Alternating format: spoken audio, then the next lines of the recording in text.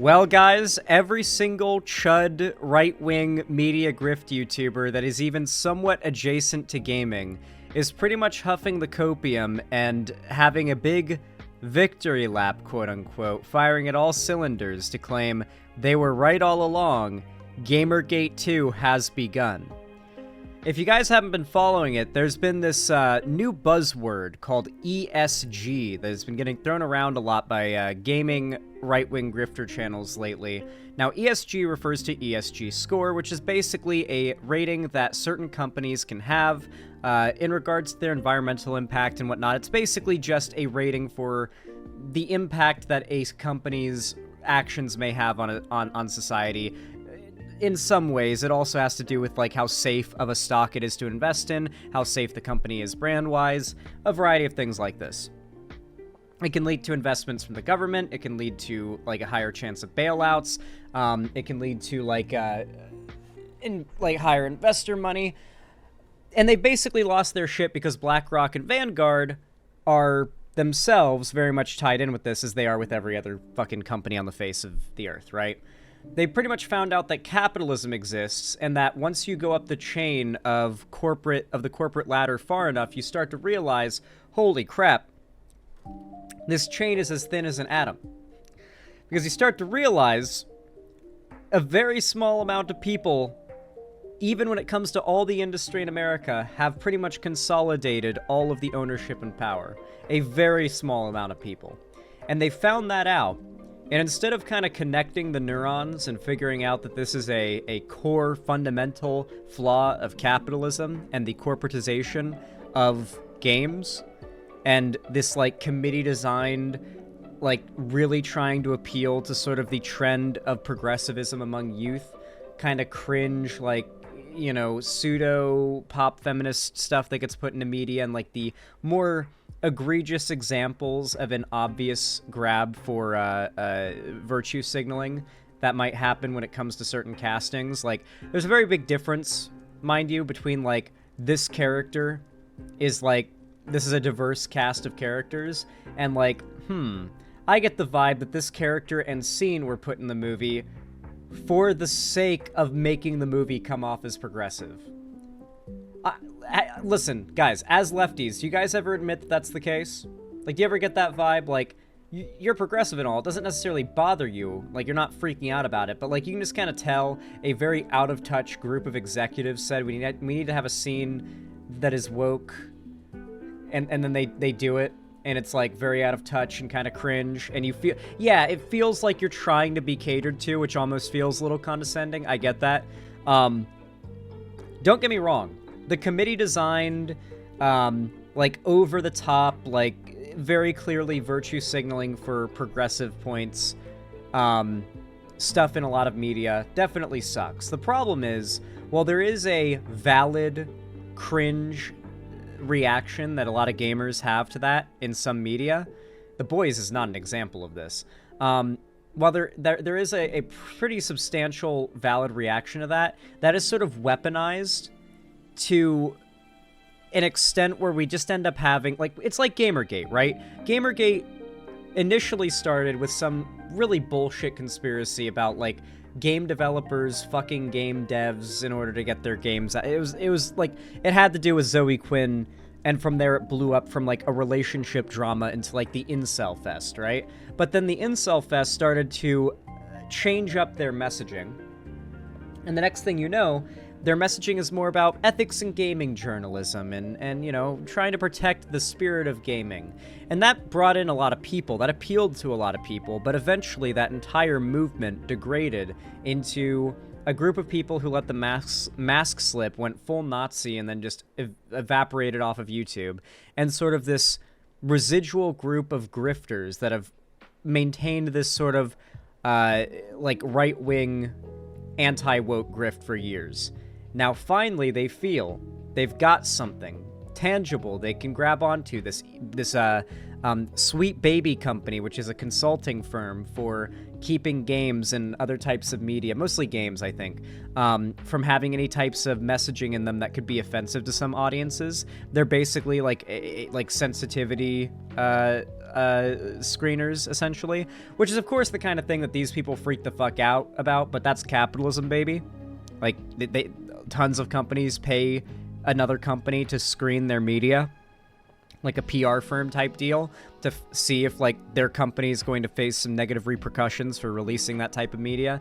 And it also has access to the opinions and thoughts of a wide variety of diverse peoples that can also give their input on certain things. So let's say, for example, you want to have a reference to what it is like to live as a trans person or something, as like just a line in a game. If you wanted to be respectful, you could, you know, hit up that company and ask, like, you know, could I get, like, a basic breakdown of, like, this aspect of the trans experience for a certain line that, you know, and not have it be out of touch and disconnected and written by someone who doesn't know what the fuck they're talking about. Kind of, that's sort of the purpose of this Sweet Baby company, but because it is woke, and because they have a hand in the association with, like, every game ever that's released, in the last, like, 10 years or whatever, or since, like, 2018, they have basically gotten a scapegoat to point at and say, this is the fault of all the evil wokeness. A good example of a game they're pointing to is, like, the pinnacle of the Sweet Baby whatever, is the Suicide Squad Kill the Justice League game, which from what I hear is, like, an awful live service game, but they also hate it because it's woke. So it's got that sort of two-pronged, like, it actually performed really badly because it's a bad game, and it also has elements the right called woke, so they're able to sort of claim a victory on its failures. Interesting, but nonetheless. Sweet Baby is also associated with the creation of the new God of War games as well, and like a dozen other massive blockbuster games that like, I can't even think of right now. It's a pretty long list. And so the idea that, like, association with this studio ruins games is a pretty bold one to make when so many amazing, very successful games were associated with that studio. But it doesn't matter if there's evidence against their beliefs. They'll just consider it an exception that doesn't matter. I think what's interesting is what they don't consider woke. Woke is a amorphous blob of a word. It means nothing. Anyway, a YouTuber I think you guys might find somewhat familiar made a video recently. As in recently, I mean a day ago. We haven't covered this guy in a long time. I'm really happy we're giving him a visit again. But I'm afraid you guys are going to have to suffer through the most annoying voice on YouTube. The video is called Sweet Baby Inc. Detected Applies the Mark of the Beast to Woke Games. This is how we defund ESG. By the Archcast. That's right, guys. This is Arch Warhammer's rebranded new channel. His old channel died, so he made a new one and brought over the surviving fan base he had there to the new channel to try to get, like, a fresh slate. He's nowhere near as big as he used to be, but he's still chugging along. Now he's just a full-on right-wing Chud channel. He doesn't even do Warhammer content. Mark of Satan, also known more popularly at the moment as GamerGate 2.0. Which it kind of unironically is, isn't it? See, GamerGate, of course, was a mass populist uprising against what was at the time perceived to be one of the largest problems in gaming, the lack of ethics in video game journalism. You know what I really love about that is ethics in video games journalism was itself a buzzword. It was meant to sound very reasonable and like a very solid, like, NPC response to people calling out sexism or bigotry in the like games industry or whatever. But the interesting thing is, or in Gamergate in particular, the interesting thing is when you ask them, what does that mean? What ethics in games journalism have been tread upon? Where are there not ethics in games journalism? What ethics are you trying to enforce? What is the problem with gaming journalism? And they'll argue a bunch of things, many of them valid, because there are a lot of problems with gaming journalism, but as you go through the list, you're going to go from things such as, well, so many of these journalists, like you can see in their gameplay, they can't even play the game. Like, they're literally non-functional when it comes to playing a game. How can you expect this person to be qualified to write reviews for a game? There have been countless examples of stuff like this. The Cuphead example is quite famous, for example, I guess. Man, I'm using that word a lot. So yeah, I do think there's a valid set of points in that ballpark. There always was, there always will be, but then that will quickly evolve into and also the woke, you know? And whenever people are talking about how the woke is bad, whether they realize it or not, they are just playing as like mouth service for right-wing demagogues. Now, many years later, we can look back at that and marvel at our incredible naivete. Oh yes, lack of ethic amongst video games journalists, that's the problem. Whereas today... They're trying really hard to make this be GamerGate 2. Like, they so badly want this to be another GamerGate. And it's not because they want to win a culture war, it's because these YouTubers want their channels to be relevant again. The, like, genre of content they're making has been a dying genre, slowly bleeding viewers and subs and relevance over time. And, like, this type of content just does not have longevity unless a massive cultural shift online happens again, from left to right. Unless we have a literal GamerGate 2, as they want to make happen, these types of channels will never truly blow up like they used to ever again. And so they're essentially just desperate to manufacture a scandal that will become clickbaitable content for their channels that they can monetize heavily. You'd be hard-pressed to find a gamer that considers video game journalists to be people, much less so merely ethically challenged. The problems turned out to be far more wide-reaching than that. But with Sweet Baby Ink Detected having absolutely exploded from like a few thousand followers to 130,000 in a couple of weeks, this is absolutely another groundswell uprising. So basically there is a Steam group called Sweet Baby Ink Detected where they make a list of games that have any association, which is going to be like most games that release, especially like big AAA titles. And like give them quote unquote the mark of the beast so people know not to buy it because the games are going to be woke. Now they're going to try to argue it's not the inclusivity that's the problem. That's not the issue. The issue isn't the fact that they're putting like inclusiveness. It's the fact that it's dishonest and it's corporate. That's what we're against. But then we're going to see these very same people evolve their rhetoric very quickly, maybe even the same videos, into explaining how the representation is actually corruptive of the media. He's not even British, he's Nordic. Yes, like I said, his accent is completely fake. He fakes and LARPs like a fake British accent for his Warhammer videos, and he carried it forward for this channel. It's very much like what Sargon did.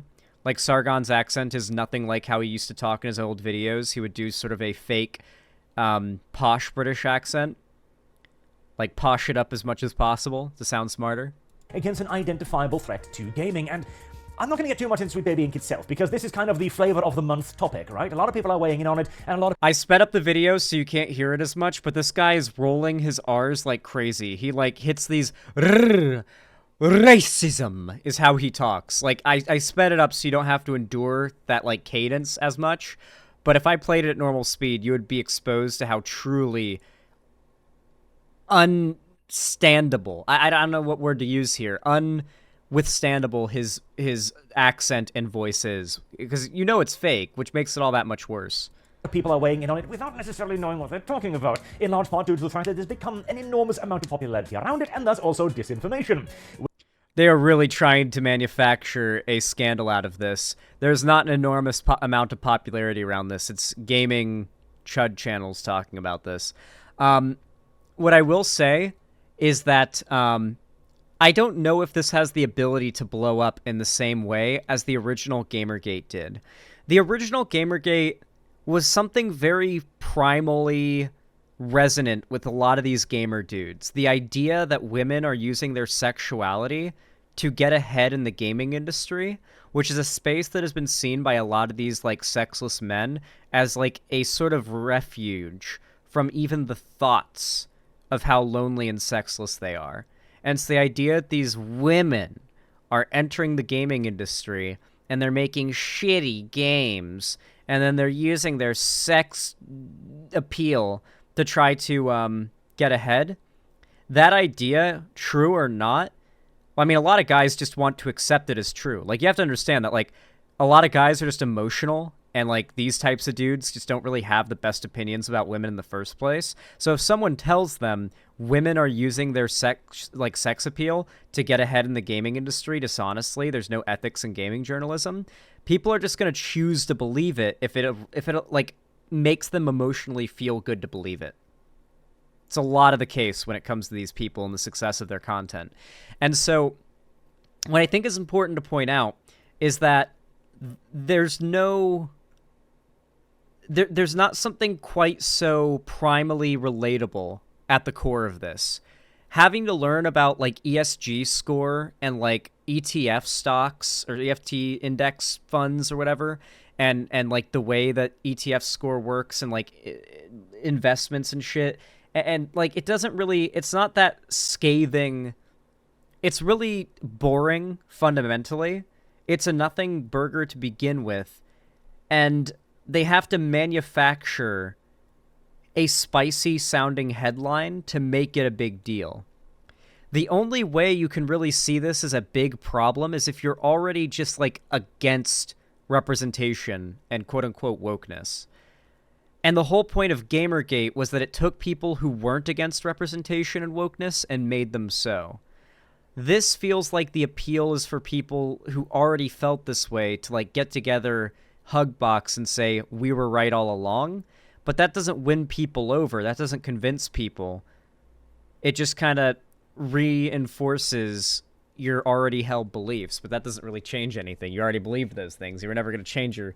Like, this guy was never going to change his opinions. His paycheck was reliant on it. With, well, things like this. Posts by people claiming to be Sweet Baby Inc. employees, turning out to be, well, straight up false and fake accounts. And the moderators we are Sweet Baby Inc. Yes, people are trolling. It's the internet. Wait, wait, okay, so people pretending to be part of Sweet Baby Inc. is somehow a poor reflection on Sweet Baby Inc. Okay. All right. Detected, starting to close down troll threads because it's getting genuinely difficult to discern what is and isn't actual information here. This is an unavoidable consequence of any large-scale phenomenon like this in the modern-day entertainment and media ecosystem. You're going to have about 10,000 people weighing in on it, and most of them are going to be saying more or less the same thing. Have you guys noticed that the right needs to switch up to like a new 3-letter acronym every 6 months to a year? CRT, ESG, DEI, SJW. Like, it's always a 3-letter acronym that stands for a thing that's, like, very vague and like, obscure until they blow it up and say it's, like, this rising thing among the left or a really popular thing among the left, and we gotta stop it. And it's like they just have to create a new acronym that can become a buzzword. And it always has to be an acronym. It can't be like a long, real word. It's got to be an acronym they can say quickly, snappily, because propaganda has to be quick and snappy. Quick, snappy lies are hard to debunk with long, drawn-out, boring explanations for why they're lies. It's why these people kind of have the upper hand by default in some cases. It's very easy to just throw out like a million videos spewing bullshit. It's far harder to put out even a fraction of the same amount of videos debunking that bullshit. There is a higher level of scrutiny and onus on you to put in more work to your content and your response than somebody like this whose entire job is to literally just... Have you seen this guy cite anything? Have you seen this guy have to, like, read about anything or research anything? He's just kind of talking about shit he heard about in YouTube videos and, like, just kind of talking out of his ass. That is 99% of the content of these people. There's no effort or preparation or quality control that's going into this content. It's all just slop. It's hollow, mental calorieless slop for people who already agree with it. Which is why I want to focus more on the larger aspects of this, because I see the value of this not as necessarily a single consumer uprise movement against one company, because this company isn't the... Today I learned PKA had Good Bad Flicks on their podcast and shit on him, lol. Yeah, I saw that, dude. It was one of the weirdest episodes of PKA I've ever seen. The Good Bad Flicks, he mentioned playing through Honey Pop, which I've streamed at one point. It's a funny fucking game. He mentioned playing through Honey Pop, and I guess he described the game in kind of a weird way, I guess. But then the host started calling him a pedophile and banned him for having, like, kicked him or whatever for having played Honey Pop. And then the Reddit, the PKA subreddit, like, proceeded to call him a pedophile for, like, months because he played the Honey Pop game. It's like, do they know that, like, Markiplier and, like, Jacksepticeye, I think PewDiePie, and, like, every big YouTube Let's Player back in the day ever played that game because it's, like, hilarious to do so? That's the joke. Like, it was really weird. A girl I know likes to play Honey Pop. It blew my mind. Like, what the fuck, Lamau? Something you have to realize is the hosts of PKA are severe retards. You cannot watch them. Do not watch them for their, like, moral values. They are actually bad people. Like, I'm not joking when I say that. Like, the hosts of PKA are bad people. And I would say that to their faces right now. I like listening to their show because it's funny, but they are straight up bad people. And I can elaborate more in like not when I'm doing a segment, but they are legitimately bad people. Woody might be the least bad, but they are all quite bad. Some of all bad parts of Actually, video game. Taylor, I think, might be the best of them, and he's the most conservative, so I'm not even talking about politics. It isn't even an iota of it in reality, because we've known about companies like Sweet Baby Inc. for quite some time. In fact, this was revealed back during the days of Gamergate again. There is an entire enormous ecosystem of corporations, companies, advisory groups, charitable organizations, yada yada, that have grown up surrounding the DEI movement within video gaming, within movies, within entertainment, without literally anything. A lot of these are identitarian groups that are grown up to benefit one particular identity. What's interesting to me is that, like, when something that they are in favor of succeeds or exists successfully, to them, that's their side winning. That's, like, the right side winning or whatever, right? But if something like this exists, to them it is a poison, a disease, a problem that has to be destroyed, not, like they literally said for years, if, like, you want to have woke lefty SJW games, make your woke lefty SJW games. Let's say everything that they believe about this conspiracy is true, and that these companies are making the games more woke. Why aren't they allowed to do that? Why is that a bad thing? Why is this like a scandal? Is that not allowed?